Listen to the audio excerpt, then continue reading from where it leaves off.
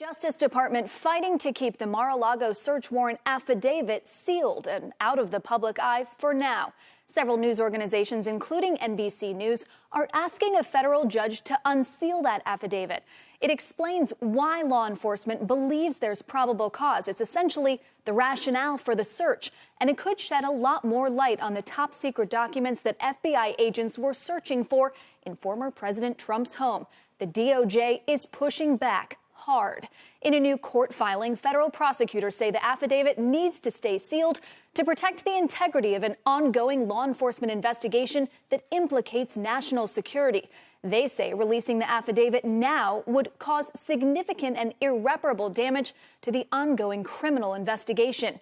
Meantime, threats against federal law enforcement have spiked after the Mar-A-Lago search.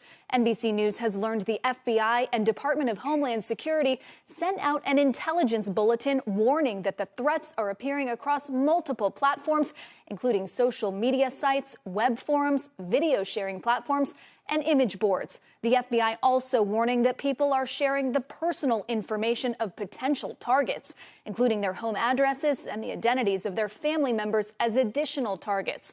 Just today, we learned the FBI arrested a man in Pennsylvania for allegedly making violent threats on the right-wing social media website Gab. CNBC's senior Washington correspondent Eamon Javers now. Eamon? Kayla, the threats that we're seeing extend to individual FBI agents by name, especially since the identities of two agents involved in the Mar-A-Lago search were circulated on right-wing websites and social media during the course of this past week. That may be why we're seeing an increased security posture over at FBI headquarters here in Washington today.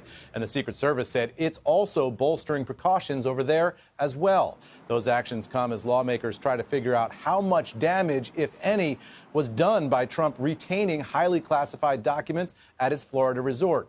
Over the weekend, Democratic chairs of the House Intelligence and Oversight Committees wrote a letter to the Director of National Intelligence requesting that U.S. intelligence community conduct a damage assessment of the incident. But some Capitol Hill Republicans are more focused on the conduct of the Justice Department itself. 18 Republicans on the Judiciary Committee sent a letter to executive branch officials, including the Attorney General, FBI Director, and White House Chief of Staff, asking for records about the search, information about the warrant, and details of any communications between the Department of Justice and the White House. And as for that assertion by allies of the former president that Trump had some sort of standing order to declassify materials, former Trump National Security Advisor John Bolton said he never heard anything about that. I think that claim is almost certainly a lie.